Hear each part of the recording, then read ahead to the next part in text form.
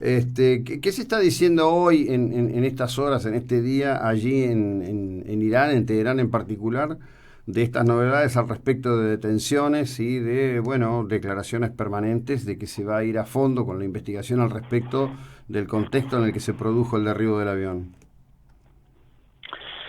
Pues sobre las detenciones yo no he visto comentarle mucho, es decir, hasta que no se concrete en algo real, en un proceso judicial real y con nombres y apellidos de personas reales, pues no es algo que se comente mucho entre la gente.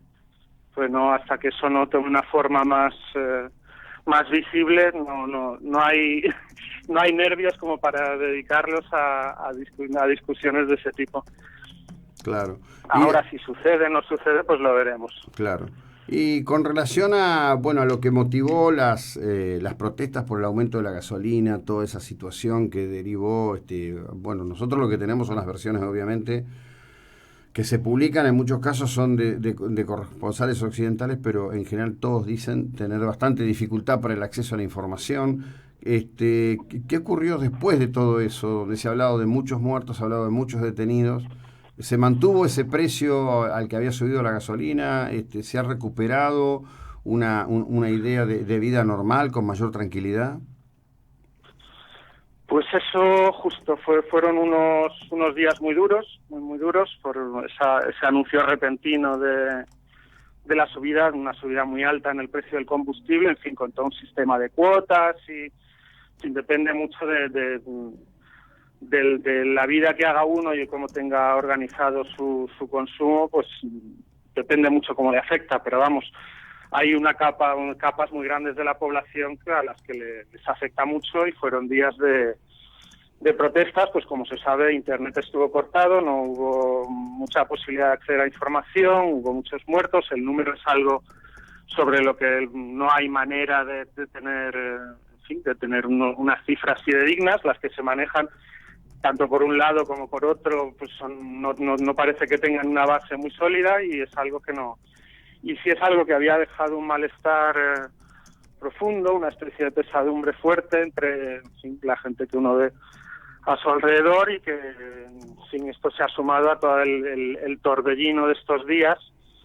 En un principio la reacción al asesinato de Soleimani, con una reacción muy fuerte de unidad nacional que parecía como que solapaba, como que tapaba esa pesadumbre por ese episodio de noviembre, y ahora pues de nuevo en fin, la pifia todavía no está muy claro de qué manera ha ocurrido, pero la pifia del derribo del avión ucraniano parece como que de nuevo vuelve a crear una especie de malestar.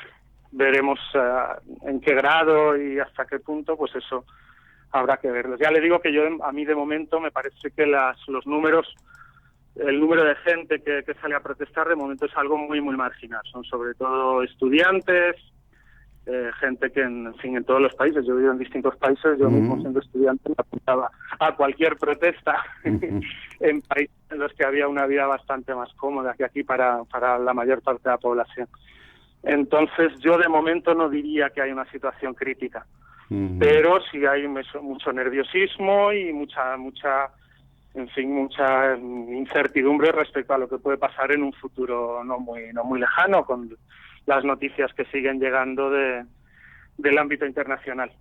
Claro, bueno, evidentemente hay allí, además, digamos, de la cuestión de la controversia permanente y sistémica con Estados Unidos, del impacto a partir de la decisión de Trump de asesinar a Soleimani, que hay que decir bueno, murieron un número importante de personas, ¿no? Se ha enfocado todo en Soleimani, pero los asesinados fueron Efectivamente. un número más importante.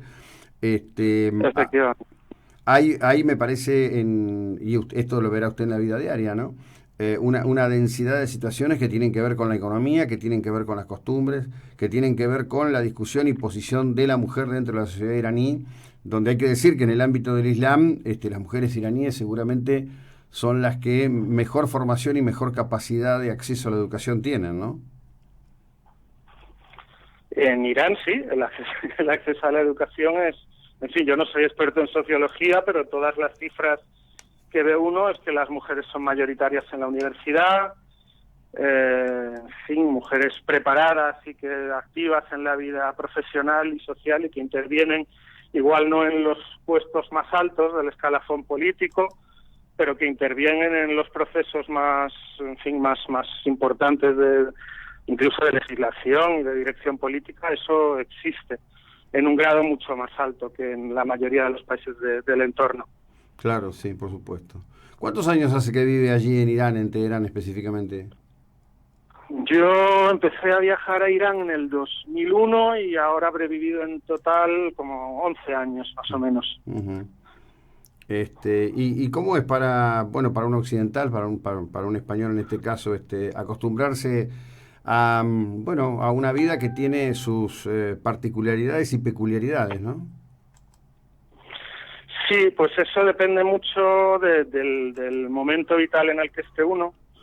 Es decir, para mí en algunas épocas en las que era más joven y era estudiante, pues en algún momento podía resultar difícil porque las maneras de socializar son distintas. Es una sociedad, aunque se va de alguna manera modernizando más, pero sigue siendo una sociedad más familiar que la que hay en España, y entonces, pues siendo uno extranjero sin familia como estudiante, hay momentos en el que se puede hacer duro. En el punto en el que estoy ahora, pues en fin, uno trabaja, tiene su familia y pues qué sé yo, las reuniones con amigos y el ocio, que es lo que es más diferente de la vida que puede hacerse en España. Imagino que en Argentina no será muy distinto, aunque no lo conozco. Pues el ocio se hace más de puertas adentro, aparte de todo lo que es, en fin, hay teatro, hay cine, hay cafés, hay, qué sé yo, hay también un montón de cosas que se pueden hacer. Teherán es una ciudad muy grande, hay museos, hay parques, los iraníes adoran hacer picnic, por ejemplo. Ajá. Pero luego pues hay otras cosas que hacer más de puertas adentro con amigos. Bueno, eso y en ese sentido... Sí. Sí, dígame. No, digo, eso debe tener mucho que ver con el tema del marco de restricciones que impone el sistema, ¿no? El régimen concretamente. Claro, la legislación, en fin, eso es, claro, cada país tiene sus restricciones, hay cosas que la gente hace o no hace, más a escondidas o más en público. Bueno, Manuel, desde ya muchísimas gracias, buena jornada allí en Teherán, gracias por ayudarnos a ilustrarnos sobre estas cuestiones, que tenga un buen día. Bueno, Manuel Linas, alguna vez cronista, hoy